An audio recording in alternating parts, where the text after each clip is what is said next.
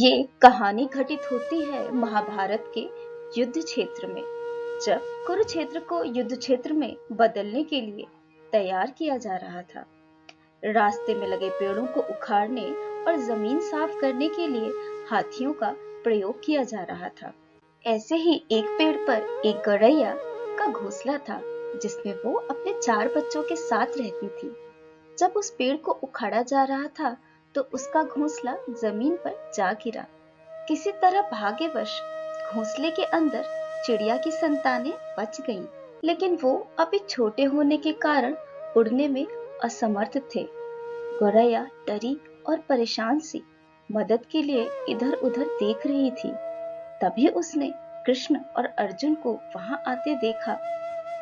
कृष्ण और अर्जुन वहां मैदान की जांच करने और युद्ध की शुरुआत से पहले जीत की रणनीति तैयार करने के लिए आए थे। चिड़िया ने कृष्ण के रथ तक पहुंचने के लिए अपने छोटे पंख फड़फड़ाए और किसी तरह श्री कृष्ण के पास पहुंचकर बोली, हे कृष्ण, कृपया मेरे बच्चों को बचाइए, क्योंकि युद्ध शुरू होने पर कल उन्हें कुचल दिया जाएगा। श्री कृष्ण बोले, मैं तुम्हारी बात सुन रहा हूँ, लेकिन मैं प्रकृति के कानून में हस्तक्षेप नहीं कर सकता। गौरैया ने कहा, हे भगवान, मैं जानती हूँ कि आप सब कुछ कर सकते हैं। मैं अपने बच्चों के भाग्य को आपके हाथों में सौंपती हूँ। अब आपके ऊपर है कि आप उन्हें मारते हैं या उन्हें बचाते हैं। श्री कृष्ण ने कहा, काल चक्र पर किसी का बस नहीं है। उन्होंने एक साधारण व्यक्ति की तरह उसे ये बात कही, जिसका मतलब था कि वो कुछ नहीं कर सकते थे। गौरैया ने विश्वास और श्रद्धा के साथ कहा, आप कैसे और क्या करते हैं वो मैं नहीं जान सकती। आप स्वयं काल के निर्माता हैं, यह मुझे पता है। इसलिए मैं सारी स्थिति और परिस्थिति एवं खुद को परिवार सहित आपको समर्पित करती हूँ। श्री कृष्ण ने गौरैया से कहा कि अपने घोंसले में 3 हफ्तों तक का भोजन इकट्ठा कर लो। 2 दिनों के बाद युद्ध शुरू होने की घोषणा हो गई। कृष्ण ने अर्जुन से कहा कि अपने धनुष और बाण मुझे दो। अर्जुन चौंक गए, क्योंकि श्री कृष्ण ने युद्ध में कोई भी हथियार ना उठाने की शपथ ली थी। अर्जुन ने श्री कृष्ण से कहा, मुझे आज्ञा दे भगवान, मेरे तीरों के लिए कुछ भी अभेद नहीं है। कृष्ण ने अर्जुन से उसके तीर लिए और एक हाथी को निशाना बनाया, लेकिन हाथी को मार के नीचे गिराने के बजाय तीर हाथी के गले की घंटी में जा टकराया। एक चिंगारी से निकली और वो घंटी जमीन पर जा गिरी। अर्जुन यह देखकर हैरान थे। कृष्ण से एक आसान सा निशाना चूक गया। अर्जुन ने कहा, क्या मैं प्रयास करूं? श्री कृष्ण ने कहा, इसकी कोई आवश्यकता नहीं है, और उसे उसका धनुष पकड़ा दिया। अर्जुन ने पूछा, केशव, आपने हाथी को क्यों तीर मारा? कृष्ण ने कहा, क्योंकि उस हाथी ने उस गौरैया के घोंसले को, जो कि एक पेड़ पर था, गिरा दिया था। अर्जुन ने कहा, कौन सी गौरैया? और वैसे भी हाथी तो अभी भी जीवित है, केवल घंटी ही टूट गई है। श्री कृष्ण ने उसकी किसी भी बात का जवाब नहीं दिया और युद्ध प्रारंभ करने के लिए कहा। महाभारत का युद्ध शुरू हुआ।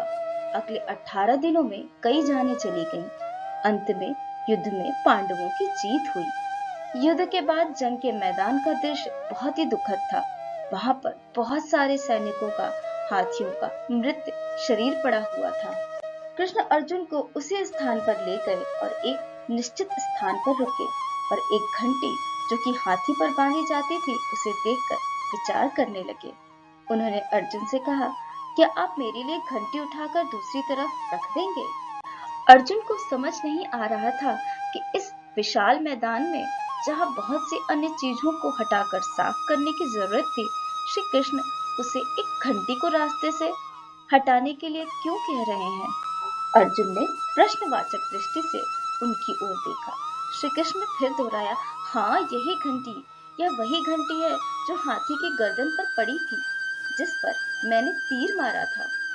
अर्जुन बिना किसी और सवाल के भारी घंटी उठाने के लिए नीचे झुके। जैसे ही उन्होंने उसे उठाया, उन्होंने देखा 1, 2, 3, 4, 5 4 युवा पक्षियों और उनके साथ एक गौरैया उस घंटी के नीचे से बाहर निकल के माँ और छोटे पक्षी श्री कृष्ण के इर्द गिर्द घूमने लगे एवं बड़े आनंद से उनकी परिक्रमा करने लगे। मुझे क्षमा करें हे श्री कृष्ण, अर्जुन ने कहा। आपको मानव शरीर में देखकर और सामान्य मनुष्यों की तरह व्यवहार करते हुए मैं भूल गया था कि वास्तव में आप कौन हैं। अब अर्जुन समझ गए थे कि इस 18 दिन पहले काटी गई एक घंटी ने पूरे परिवार की रक्षा की थी। आइए हम सब इस कठिन समय में इस घंटी रूपी घर में तब तक सारे नियमों का पालन करते हुए रहें जब तक हमारी ये घंटी उठाई न जाए। बिछड़े ना कोई हमसे अब हमारा यही कामना करें। तूफान है तेज, कश्तियां सबकी भंवर में है, सबको मिले किनारा, बस यही कामना करें। अगर आपको यह कहानी अच्छी लगी हो तो इसको लाइक करें, शेयर करें और ऐसी ही कहानियों को सुनने के लिए सब्सक्राइब करें हमारे YouTube चैनल स्टोरी तेरी मेरी। धन्यवाद।